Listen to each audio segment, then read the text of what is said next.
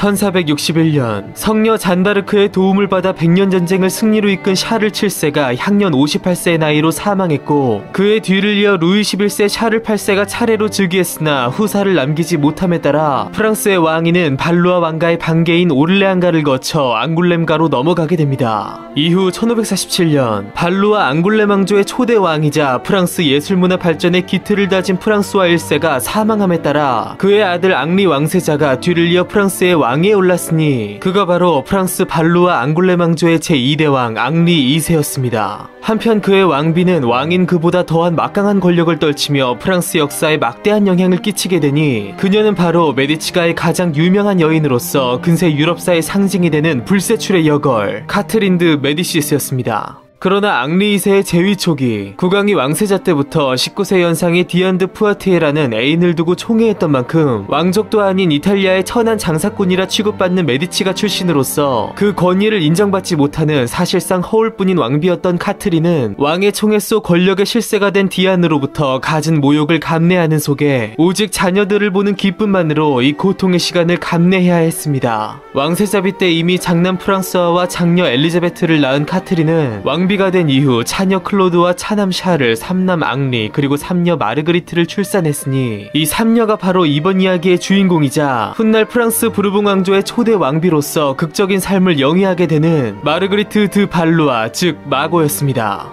이처럼 왕가의 막내딸로서 위로 많은 형제를 두었던 마고는 아름다운 외모와 더불어 총명하여 부모와 언니, 오빠들로부터 많은 귀여움을 받았고, 마고가 태어나기 5년 전부터 차기 왕세자비로서 프랑스에 와있던 메리 스튜어트와도 인연을 맺게 됩니다. 그러나 1559년 마고의 나이 불과 6세 때 그녀는 인생에서 첫 슬픔을 겪게 되었으니 그것은 바로 큰언니 엘리자베트가 스페인의 왕 펠리페 2세와 혼인을 맺게 됨에 따라 피로연에 참석한 부친 앙리 2세가 마상 창시합에 나갔다가 사고를 당하면서 그와 카트린이 신뢰하던 노스트라다무스의 예언대로 부상당한 국왕이 향년 40세의 나이로 사망해버린 것이었습니다. 그렇게 어린 나이에 아버지의 죽음을 경험한 마고가 충격을 받는 속에 그녀의 큰오빠 프랑스와 왕세자가 뒤를 이어 왕위에 올랐으니 그가 바로 프랑스 발루아 앙굴렘 왕조의 제3대 왕 프랑스와 2세였으며 그가 아직 15살에 불과했던 만큼 그동안 침울한 인생을 살아온 모친 카트린이 대비로서 당당히 섭정을 하게 되는데요. 무엇보다 그녀의 보복이 두려워 곧바로 저자세를 취한 푸아티에를 사실상 용서한 카트린은 먼 미래를 내다본 듯 품속에 날카로운 칼을 숨기고 점차적으로 자신의 지위를 강화시켜 나갔으니 그녀의 치세에서 이루어질 프랑스 역사상 가장 혼란스러운 30년의 역사는 이렇게 시작되었습니다. 전통적으로 카톨릭 국가였던 프랑스는 당시 칼병파 신교도인 위그노의 등장과 더불어 이들에 대한 박해로 신구교 간의 갈등이 일어나면서 사실상 내전 상태에 있었고, 왕권 역시 샤를마뉴 대제의 혈통으로서 정계의 실세였던 기즈 가문에 의해 흔들리는 상황이었는데요. 이러한 와중에 갓 즉위한 프랑스와 2세가 워낙에 병약했던 만큼 즉위 16개월 만에 후사 없이 사망해버렸고, 그의 충실한 아내였으나 불순한 태도로 시어머니 카트린과 갈등을 일으키던 메리 스튜어트 역시 머지않아 왕위를 찾아 고국 스코틀랜드로 돌아갔으며 죽은 형의 뒤를 이어 마고의 둘째 오빠 샤를이 왕위를 계승했으니 그가 바로 프랑스 발루아 앙굴렘 왕조의 제4대 왕 샤를 9세였으며 그 역시 아직 10살에 불과했던 만큼 모친 카트린은 계속 섭정의 지위를 이어나가게 됩니다. 한편 소중한 가족들을 연이어 잃는 시련 속에서도 세월을 거스를 수는 없듯 마고는 점차 숙녀로 자라났고 심지어 동갑의 기지공작 앙리와 사랑에 빠지게 됩니다. 그러나 그들의 사랑은 제대로 시작해보기도 전에 무참히 끝나고 말았으니 이 당시 앙리가 당주로 있던 기지 가문이 정계의 실세로서 발루아 왕가의 위협이 되었던 만큼 마고의 모친인 섭정 카트린의 입장에서 공주와의 결혼으로 그들의 정치적 힘이 더 강해지는 것을 두려워했기 때문이었습니다. 그러나 꼭 기즈가 아니더라도 마고의 혼기가 찼던 만큼 카트린은 국왕 샤를 9세를 통해 마고가 헛된 희망을 갖지 않도록 기즈공에게 다른 귀족 부인과 결혼하도록 명령한 한편 마고의 또 다른 혼인 대상을 물색했고 결국 개신교 국가인 나바르 왕국의 여왕 호아나 3세의 아들이자 그녀의 후계자 엘리케를 마고의 혼인 상대로 낙점했으니 그것은 만약 발루아 왕조의 직계 후손이 끊길 경우 엘리케가 프랑스의 왕위 계승 1순위가 되었던 만큼 모계로 남아 발루아 왕조가 이어질 것을 것을 기대할 수 있었던 데다 카톨릭 측의 마고와 개신교 측인 엘리케의 혼인을 통해 양 진영 간의 화합, 즉 이를 통한 국정 안정을 기대할 수 있기 때문이었습니다. 그러나 여전히 기지공작을 사랑하고 있던 마고는 엘리케의 외모가 보잘것없던 데다 카톨릭 신자인 그녀 입장에서는 한낱 이교도에 불과했던 만큼 그와의 결혼을 극도로 꺼려했고 심지어 불쾌해하기까지 했으나 모친 카트린과 오빠이자 국왕인 샤를구세의 강권에 못 이겨 결국 이를 승낙하게 됩니다. 한편 혼사 제의를 받은 나바르의 호아나 3세의 입장에서 역시 카톨릭 며느리를 맞는 것이 못내 꺼려졌으나 카트린의 끈질긴 설득이 있었고 무엇보다 강대국인 프랑스 왕가와의 결혼이 그들의 입장에서 역시 실보다 득이 더 많다는 것을 부정할 수 없었기에 결국 혼사 제의를 수락하게 되었으니 그렇게 두 왕가는 프랑스 역사의 중요한 순간을 장식할 세기의 결혼식을 눈앞에 두게 됩니다.